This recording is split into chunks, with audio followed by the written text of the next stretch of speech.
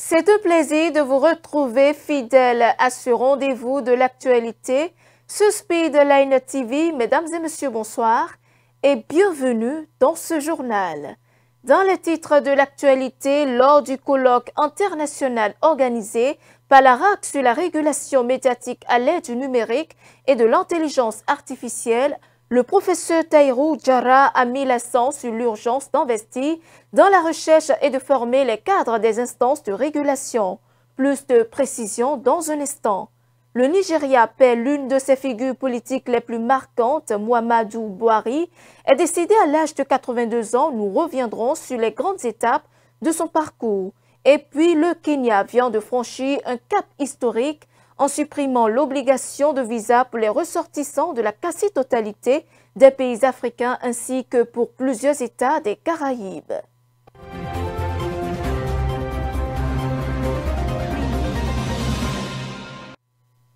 À nouveau, bonsoir. Pendant 2 jours, experts membres du réseau des instances africaines de régulation, représentants d'institutions et figures politiques se sont retrouvés pour échanger autour d'un thème central, la régulation médiatique des élections à l'aide du numérique et de l'intelligence artificielle. Parmi les intervenants, le professeur Tahirou Diarra, titulaire du CAMES et chef du département génie informatique et télécommunications à l'université d'Abomey-Calavi, a mis en lumière les enjeux et perspectives liés à l'usage de l'IA dans le monitoring des médias. Écoutons un extrait de ses propos. La première recommandation que moi j'ai eu à faire à travers cette communication, c'est la nécessité d'investir dans le domaine de la recherche et du développement. Les instances de régulation doivent savoir que les outils qui doivent les assister pour une régulation efficace, pour une régulation intelligente, ces outils-là ne vont pas tomber du ciel. Ces régulateurs doivent pouvoir intégrer dans leur ligne budgétaire des lignes pour la recherche. L'autre recommandation également que j'ai eu à formuler, c'est une recommandation qui va dans le sens, en tout cas, de former les cadres à une utilisation éthique de l'intelligence artificielle. C'est vrai, aujourd'hui, nous parlons de l'intelligence artificielle. Peut-être demain, nous allons parler de d'autres choses. Et donc, nous avons également jugé nécessaire que ces systèmes d'intelligence artificielle qui seront adoptés par ces organes de régulation, ces systèmes d'intelligence artificielle doivent être des systèmes évolutifs. À présente mandature de la haute autorité de l'audiovisuel et de la communication du Bénin, comme une fusée éclairée, s'est lancée dans une dynamique irréversible, de régulation de l'espace médiatique béninois. Je pense avec l'impulsion du président actuel, les solutions idoines seront trouvées dans un délai. En tout cas, je ne vais pas m'exprimer en sa place, mais je dirais dans un très court délai. Parce que nous travaillons, moi-même en tant qu'enseignant, je suis dans une certaine dynamique, en tout cas avec la haute autorité de l'audiovisuel, de la communication. Je pense que dans un avenir très proche, nous allons apporter des solutions appropriées. Autre volet de l'actualité, c'est désormais possible d'exporter le maïs, l'oignon, les haricots, les tubercules et autres produits vivriers vers les pays voisins. Cette mesure d'interdiction en vigueur depuis plus d'1 an est donc levée. Elle était initialement prise pour garantir un approvisionnement suffisant des consommateurs sur le marché intérieur et à maintenir les produits de base à des coûts raisonnables. Suivons ici les impressions de quelques citoyens avertis sur le sujet. Je vois que le chef de l'État est un homme dynamique, un homme intelligent, super intelligent. Et il voit que, bon, cette mesure qu'il vient de lever, c'est-à-dire, est salutaire. Salutaire dans la mesure où il voulait quand même faire du bien pour notre pays. Lorsque nous prenons la GDZ au GLO aujourd'hui, vous voyez que c'est un joyau monstre, beau, joli, c'est-à-dire qui rend notre environnement nickel. Bon, les industries qui sont là, c'est-à-dire c'est des industries qui ont besoin, c'est-à-dire des matières premières produites, c'est-à-dire par nos agriculteurs. Le chef de l'État ne peut faire que conserver, c'est-à-dire ces produits locaux pour en faire bon usage pour le développement des investissements monstres qui sont quand même installés à Glo. Le gouvernement et son chef sont à l'écoute des populations. Il faut ranger ça dans ce cadre-là. Parce que, d'abord, quand on prend la CEDEAO, c'est la libre circulation des personnes et des biens. Le président de la République a eu à prendre des mesures conservatoires pour que quand même ce qui est produit au Bénin soit consommé au Bénin. Mais si les coûts internes n'arrangent pas les producteurs, ils peuvent chercher à vendre leurs produits dans d'autres pays. La mesure a été levée. Nous saluons cette levée de mesures-là et demandons en même temps aux producteurs de ne pas voir que le libre cours est tracé et tout envoyé à l'étranger pour que localement nous sommes en manque de ces produits aussi. Quel qu'en soit ce que vous allez faire dans ce monde, et vu l'échéance, les gens sont libres de dire que c'est politique. Alors qu'en réalité, ça peut ne pas être de la politique. Nous ne sommes pas en campagne électorale quand même, pour qu'on donne des facilités du genre. C'est un cri de cœur pour les populations, pour les producteurs. Donc, laissons ces paramètres-là, applaudissons la décision, et si ça arrange d'autres personnes pour faire de la politique, tant mieux. Je crois que le chef de l'État est en train de finir son mandat. Nous allons voir comment ceux qui vont arriver vont faire pour que le développement de notre pays, c'est-à-dire soit quand même efficient. Le développement, lorsque nous voyons la Chine aujourd'hui, il faut voir là où ils ont commencé. La Corée du Nord, là où ils ont commencé. Et aujourd'hui, ils font partie des grandes puissances du monde qui ne souffrent pas. C'est-à-dire, un pays qui ne souffre pas ne peut jamais connaître le développement.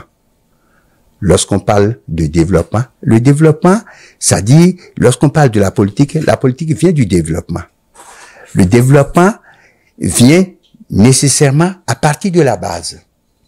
Si la base est bien ficelée et que les choses sont normales, comme cela se doit, mais, c'est-à-dire, nous avons la joie. Nous avons la joie et nous aurons la joie ainsi que nos enfants aussi. Dans un tout autre registre, à présent, le Nigeria pleure la disparition de l'ancien président Muhammadu Buhari, décédé à l'âge de 82 ans. Ancien militaire devenu chef d'État dans les années 80, il a marqué un retour au pouvoir en 2015, devenant l'un des hommes forts du pays. Retour sur le parcours d'un dirigeant au destin singulier dans cet élément. Figure marquante de la vie politique du Nigeria, Muhammadu Buhari, ancien président du pays, a tiré sa révérence ce dimanche 13 juillet 2025 à l'âge de 82 ans. Originaire de Daura dans l'état de Katsina, Muhammadu Buhari a d'abord bâti sa réputation au sein de l'armée nigériane, gravissant les échelons jusqu'au grade de général-major. En décembre 1983, il prend le pouvoir à la suite d'un coup d'État contre le président civil Shehu Shagari. Durant cette période période de régime militaire, Boiry impose une ligne rigide axée sur la lutte contre l'indiscipline, la corruption et le gaspillage des ressources publiques. Cette politique surnommée War Against Indiscipline fut marquée par des mesures strictes et un style de gouvernance autoritaire, renversé à son tour en 1985 par un autre putsch mené par le général Ibrahim Babangida. Boiry se retire un temps de la vie publique avant de se tourner vers la politique civile. Candidat à plusieurs reprises à la présidence dans les années 2000, il finit par remporter l'élection de 2015 sous la bannière de l'All Progressive Congress. Cette victoire face au président sortant Goodluck Jonathan constitue alors une première dans l'histoire démocratique du pays, aucun opposant n'ayant jamais battu un président en exercice jusque-là. Président de 2015 à 2023, Muhammadu Buhari gouverne dans un contexte instable, confronté à des défis majeurs. Sur le plan sécuritaire, son administration intensifie les opérations militaires contre le groupe Boko Haram et les violences dans le centre et le nord-ouest du pays. Si certaines avancées sont reconnues, la situation sécuritaire reste préoccupante tout au long de ces 2 mandats. Sur le plan économique, le Nigeria connaît 2 épisodes de récession, une forte inflation et un chômage persistant. Buhari engage alors une série de réformes, notamment dans les domaines de la lutte contre la corruption et du soutien aux jeunes avec des programmes sociaux comme N-Power. Malgré ces efforts, ces absences fréquentes pour raisons médicales, notamment à Londres, alimentent des critiques internes quant à la gestion du pouvoir. En 2019, il est réélu pour un second mandat avant de céder la présidence en 2023 à Bola Ahmed Tinubu, autre figure de l'APC. Jusqu'à sa mort, il reste une voix influente dans les cercles politiques conservateurs du Nigeria. Le décès de Muhammadu Buhari met fin à une trajectoire politique marquée par le passage du pouvoir militaire à une gouvernance démocratique. À l'heure où le Gabon s'apprête à tourner définitivement la page de la transition politique entamée en 2023, les préparatifs électoraux s'intensifient. Les autorités ont fixé la date des élections législatives et locales au 27 septembre 2025. Dans un contexte de refondation institutionnelle, le gouvernement affirme sa volonté de garantir un scrutin crédible et inclusif. Le reportage. Les élections législatives et locales fixées au 27 septembre au Gabon par le ministère de l'Intérieur. La révision des listes électorales débute lundi 14 juillet pour s'achever le 12 août au Gabon et dans les représentations diplomatiques du pays. Cette opération sera supervisée par la Commission nationale d'organisation et de coordination des élections et du référendum, alors que le renouvellement de l'autorité de contrôle des élections et du référendum interviendra entre le 14 et le 21 juillet. La campagne pour le premier tour des élections locales et législatives doit se tenir du 17 au 26 septembre. Ces scrutins s'inscrivent dans le cadre de la mise en place des institutions de la Ve République au Gabon. L'étape majeure a été l'élection présidentielle du 12 avril 2025, remportée par Brice Oligui Nguema avec plus de 94%. La tenue de ce rendez-vous mettra fin à la transition que le Gabon a connue après le coup d'État contre le régime d'Ali Bongo le 30 août 2023. Au Cameroun, le président Paul Biya, âgé de 92 ans, qui est également le plus vieux dirigeant au monde, a annoncé sa candidature à l'élection présidentielle du 12 octobre. Dans une déclaration publiée ce dimanche sur les réseaux sociaux, il a attribué sa décision de briguer un 8e mandat. Le règne de près de 43 ans de Paul Biya a été critiqué. La mauvaise gouvernance et l'incapacité de son administration à relever les défis en matière de sécurité. Suivant. Le président camerounais Paul Biya a fait taire les spéculations ce dimanche en annonçant qu'il briguerait bel et bien un 8e mandat lors des prochaines élections d'octobre.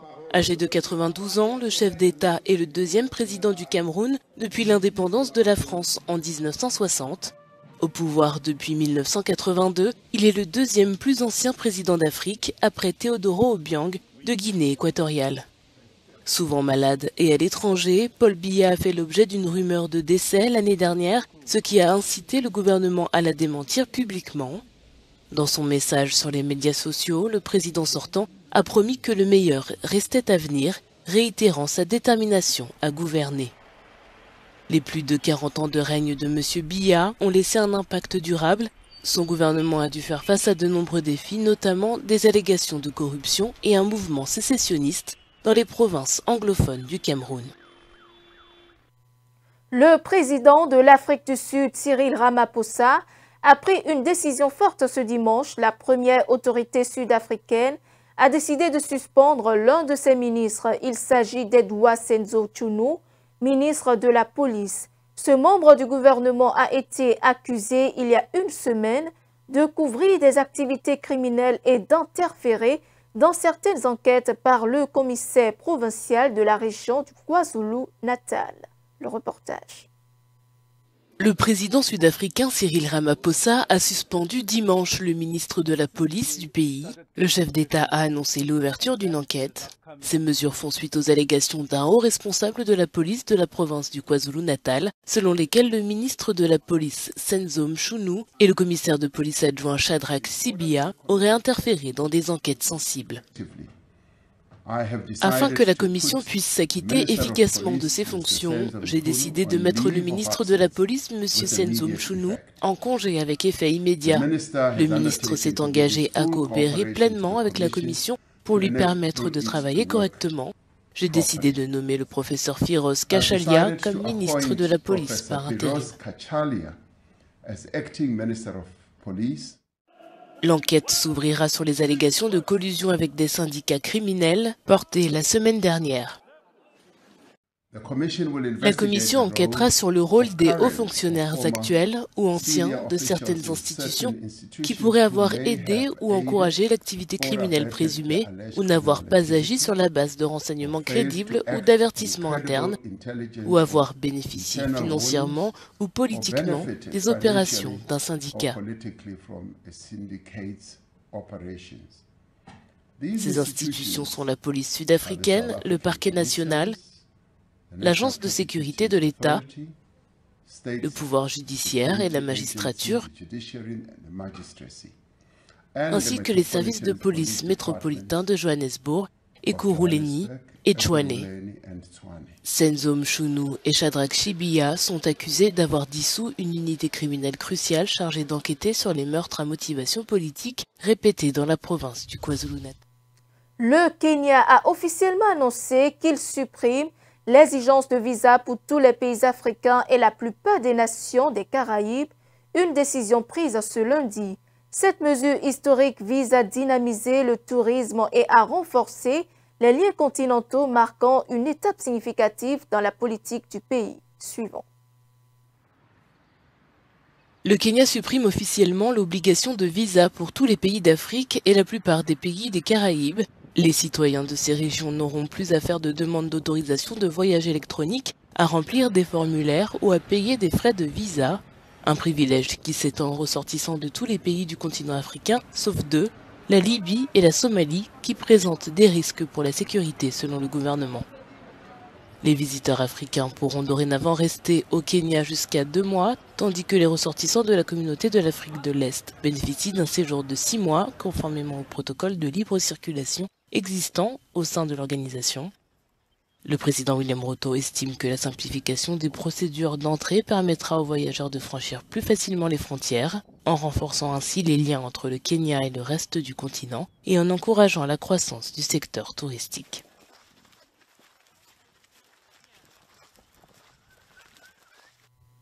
Parlons sport à présent. Le Chelsea a franchi une nouvelle étape en remportant la Coupe du Monde des clubs de la FIFA 2025 après une victoire convaincante sur le Paris Saint-Germain en finale ce dimanche au MetLife Stadium de New York.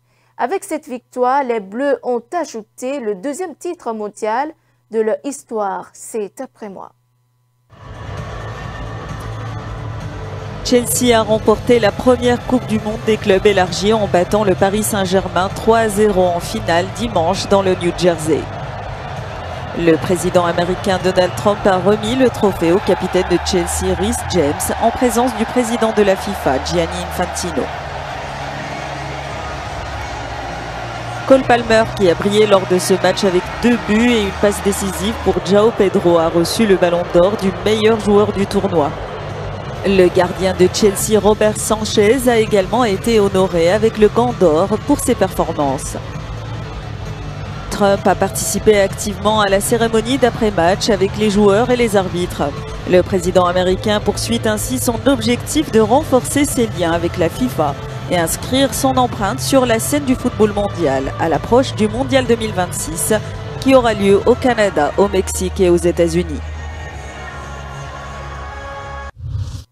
C'est la fin de ce rendez-vous de l'actualité. Merci de nous avoir suivis.